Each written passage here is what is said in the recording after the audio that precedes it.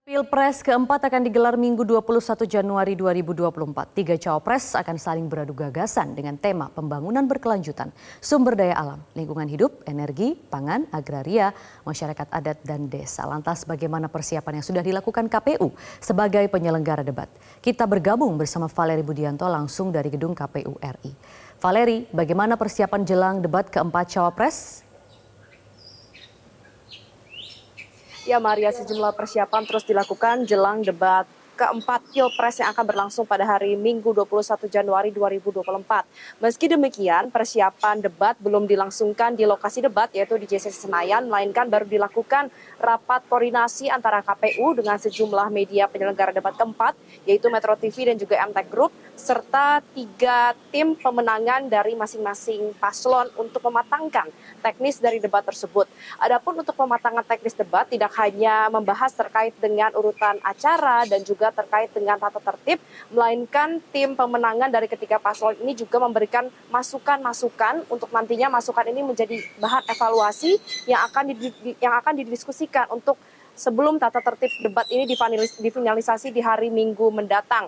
Kalau misalnya kita melihat dari rapat koordinasi yang memang selalu dilangsungkan beberapa hari sebelum debat Pilpres ini digelar, selalu ada perbedaan karena dari hasil evaluasi debat pertama, kedua, dan juga ketiga. Misalnya, perbedaan dari debat pertama dan kedua, di debat kedua KPU itu menambahkan podium, kemudian juga menambahkan alat tulis yang diperbolehkan digunakan oleh ketiga calon wakil presiden di debat kedua. Kemudian juga KPU ini menetapkan aturan yaitu melarang calon wakil presiden maupun calon presiden untuk memberikan atau menyoraki pendukungnya untuk memberikan dukungan kepada pihak yang sedang melakukan debat saat debat berlangsung. Kemudian juga ada perbedaan antara debat kedua dan juga debat ketiga, dan perbedaan ini didapatkan juga dari hasil rapat koordinasi, yaitu pada debat ketiga ada larangan bagi calon presiden untuk keluar dari podium yang telah disiapkan, kemudian larangan bagi calon presiden untuk mengajukan pertanyaan yang hanya bersifat singkatan dan tidak dijelaskan karena hal tersebut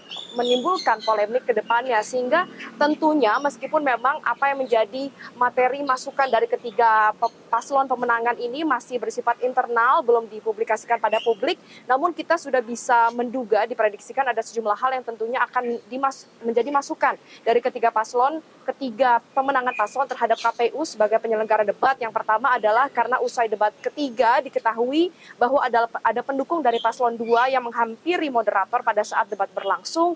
Kemudian juga ada saat ketika capres nomor urut 1 sedang menjawab pertanyaan namun disela oleh capres nomor urut 2. Sehingga tentunya hal ini nanti akan menjadi bahan masukan dan akan dipertimbangkan untuk dimatangkan dengan tata tertib finalisasi di debat keempat mendatang. Maria. Valeri, lalu kapan KPU akan mengumumkan secara resmi jadwal kampanye akbar bagi pasangan calon capres dan cawapres serta parpol? Ya Maria, tadi kami sudah menanyakan hal ini kepada Ketua KPU Hasyim Asyari usai KPU melakukan pertemuan dengan BPK di pagi hari tadi.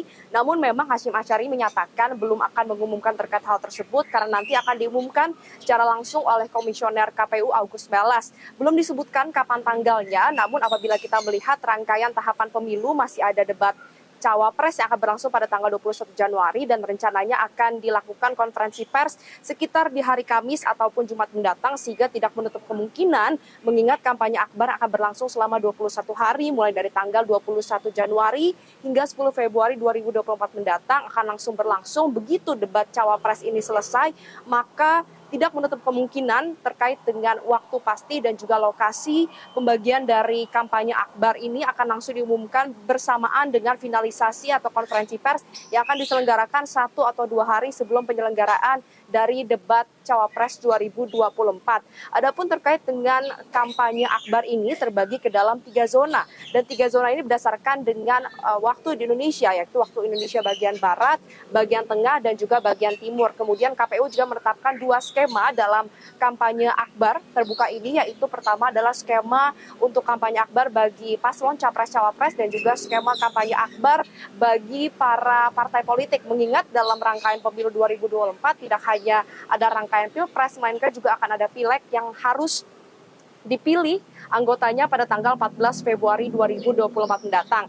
Nantinya terkait teknis masih dalam tahap perumusan, ada LO yang ditempelkan kepada masing-masing tim pemenangan dan juga tim sukses paslon untuk menentukan bagaimana zona-zona ini akan dibagi, mengingat saat ini Indonesia memiliki 38 provinsi sehingga nantinya akan dibagi secara proporsional dan ada yang berbeda antara zona kampanye akbar ini pada pemilu 2019 dengan pemilu 2024 ini. Kalau misal dalam pemilu 2019 zona kampanye akbar ini berlangsung selama 2 hari di satu zona, sedangkan khusus di pemilu 2024 atas dasar kesepakatan antara KPU dengan tim dari masing-masing paslon, maka satu zona hanya akan berlangsung atau dijalankan selama 1 hari saja. Dan nanti apabila salah satu paslon sedang berkampanye di zona A, maka akan berlangsung juga kampanye di zona B dan juga zona C, tidak dalam waktu yang bersamaan, maksud kami dalam tempat yang berbeda, namun akan digilir sehingga para paslon ini dan juga para partai politik yang akan berkontestasi dalam Pilpres dan juga Pileg mendapatkan kesempatan yang sama untuk bersama-sama berkampanye akbar dalam rangkaian pemilu 2024. Sementara demikian, Paria, kembalikan dari studio. Laporan langsung dari Valeri Budianto. Terima kasih.